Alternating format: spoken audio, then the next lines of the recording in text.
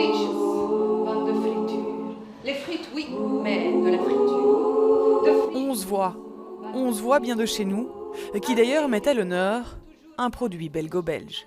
C'est des reprises, des a cappella, des instrumentales. C'est un mix de chansons, mais surtout, le but c'est de défendre la cause des baraques à frites qui est en voie de disparition.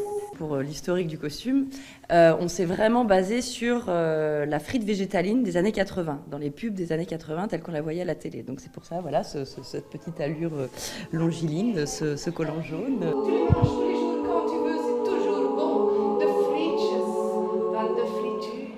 Un hymne à la frite, derrière lequel se cache un art de vivre, une célébration de la liberté, car c'est un peu ça cette année, le nouveau créneau de la Maison des Cultures de Saint-Gilles.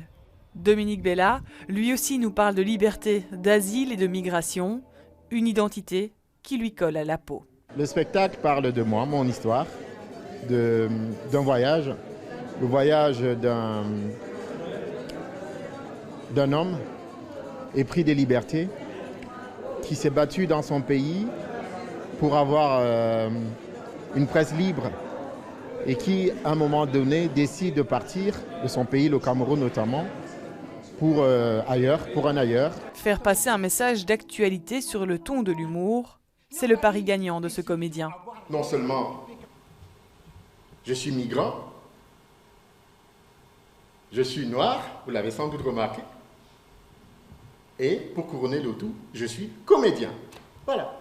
Alors comment passer du cornet de frites bien huilé au problème d'identité ? C'est ça aussi que permettent les espaces culturels.